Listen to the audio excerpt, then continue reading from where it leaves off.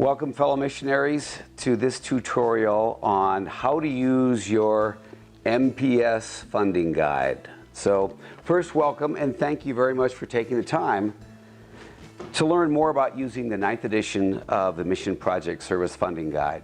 If you are a new member, this tutorial will help you be more efficient and confident in the use of your time. If you're not yet a member, I hope just a little bit of information that we share with you today will persuade you to consider seriously the value of becoming a member in Mission Project Service. If you've been using the funding guide for years and are already an experienced grant writer, I would tell you to still take the time, these few minutes, to learn what we have in the 9th edition, because there is new information from previous editions. This includes information about online application, new sample grant research proposals, and detailed information about our grant writing workshops that MPS provides.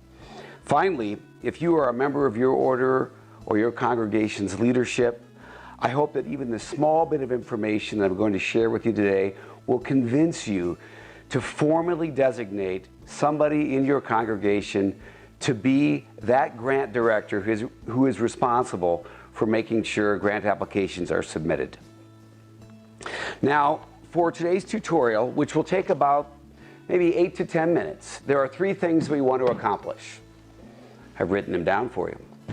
Number 1, I'm going to tell you that the pages you really absolutely should read in the 9th edition.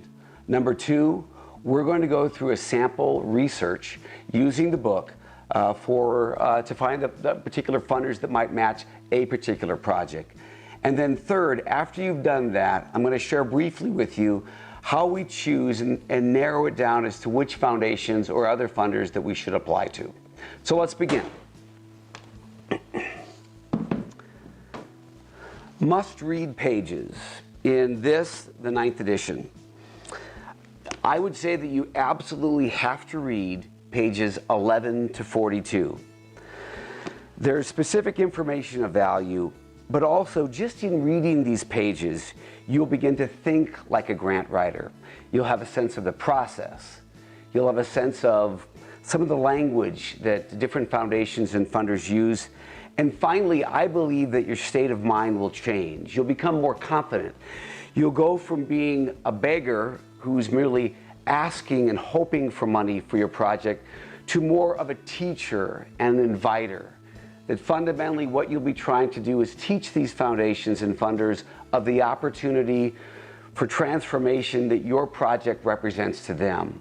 And then you'll invite them to participate with you. Of note, I would say just a few things that you would look at would be page 11, and that talks about the detailed obligations of a grant director. I would look at page 15, and that's non-foundation donors. The book itself details nearly 400 particular foundations or other funders, but there are others that are discussed on page 15 that are probably in your area, perhaps in the city near you that they have representatives, that you can also try to develop relationships with. Pages 24 and 30, they have checklists. These are really easy to photocopy. Keep those near you during the grant research and grant writing process, and they'll remind you of what steps not to miss. And then finally, I would say pages 31 to 34. It's a very good sample proposal that you'll have. Now, the value of the sample proposal is many foundations will have a particular application form that you want to follow.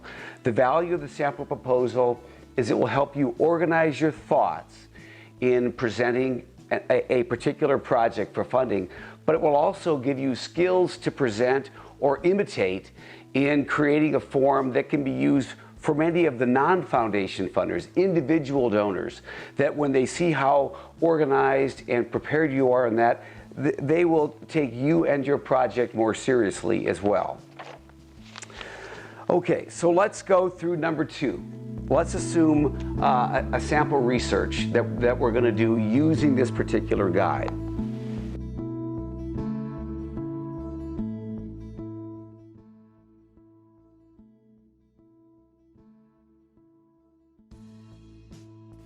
Okay, now that each of you have read all of those pages that I said you absolutely must, let's move on and try to search for what funders that we might think would work or potentially work for a given project.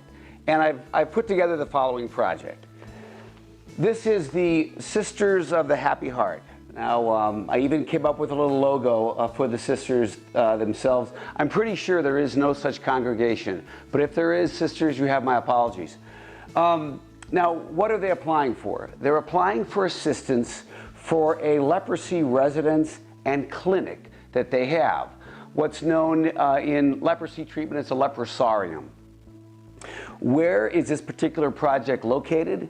It's located in Recife, Brazil, far eastern side of Brazil on the edge of the Atlantic Ocean. Now, what's their need? They really would prefer a grant of actual money to underwrite both their operations and the materials that they use. So they don't need professional expertise, for example, in terms of services of a doctor or a physician. They don't need training either. They prefer an actual grant that would help them procure the items that they already know they need. So let's begin the process of searching.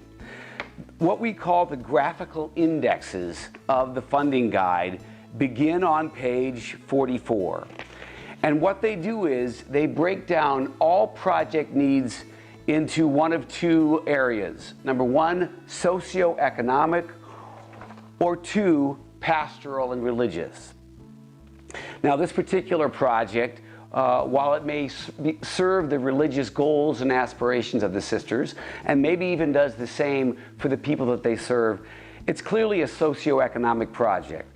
So if, for example, you went to page 44, what you would find then on the top left would be field of interest, and I'm going down, aid given, and the areas referring to parts of the world that it would serve. So this particular project, if you go down under field of interest, it would meet the health, water, and sanitation. This clearly qualifies as health. So you would then follow the graphical index across, and it would list below all the funders that serve health, water, sanitation. In this instance, are considered as really just health.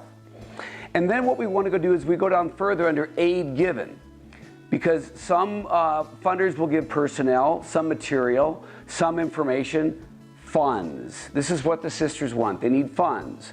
So we're looking for matches between health and in funds, and then finally in that area of the world. So Brazil qualifies under Latin America. So we see, for example, in this first group of funders, which is out of Australia, Latin America doesn't qualify at all. So you would continue to follow your graphical index across and find out those that match the other areas in terms of funds and in Latin America.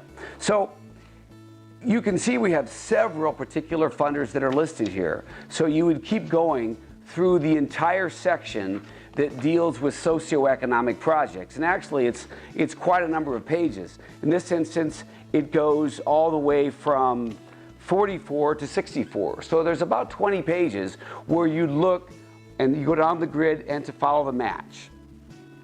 Now, finally then, once you've found all those possibilities, and by the way, I will tell you, it is upfront, it is a meaningful deal of research that the particular individual needs to do. Because once you have found all of those potential funders, you will then go to the pages that are indicated for them in the graphical index, and you'll need to read up on that. And furthermore, as we indicate in the must-read pages, you absolutely need to, if you can, if you have the technology, to go to the websites for some of these funders and make sure what is the most current information that they provide. Because sometimes their deadlines change, their processes change, and sometimes they even cease to give in certain fashions. Some foundations have stopped giving, for example, to building projects. Others have stopped giving to just operational needs. So you really do need to spend that time. That's actually another reason why I strongly encourage funders to consider dedicating one person who will be able to make this commitment of time.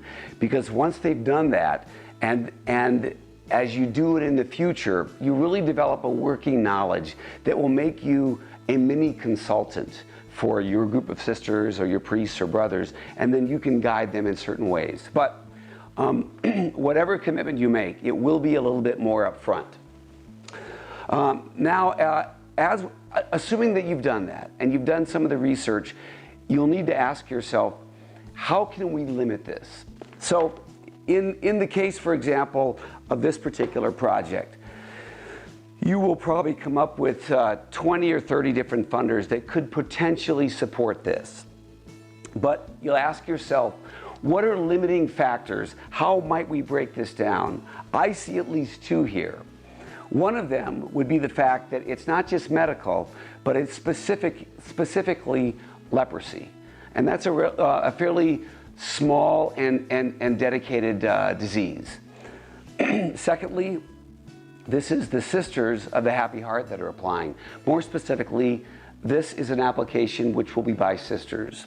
So when I did my own review of this particular application, it ended up that two funders in particular jumped out at me. Number one was the J. Homer Butler Foundation. It's located somewhere around New York here in the United States. J. Homer Butler focuses on certain health problems, but with a specific priority for leprosy.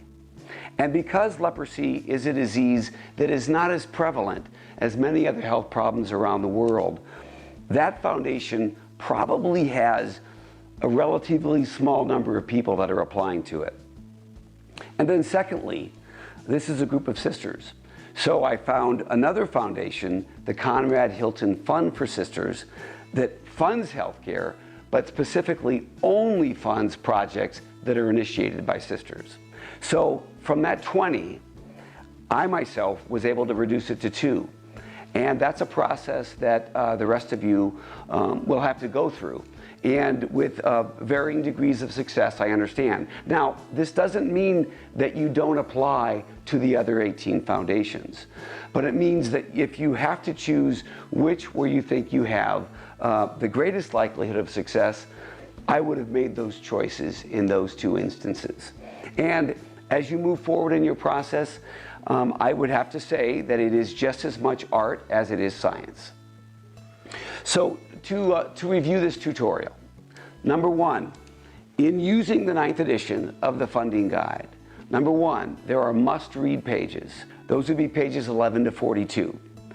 And then secondly, we actually did a sample search with the indication up front that be prepared to spend some time trying to learn more about this. And then thirdly, once we had developed that overall list, we then try to ask ourselves, are there any limiting or narrowing factors to your specific application? And then you apply those where you can. And that is basically it for right now. There will be other tutorials in the future, but in terms of how to use your funding guide, the 9th edition, we hope this has been helpful, and good luck in the days ahead for you. Thank you.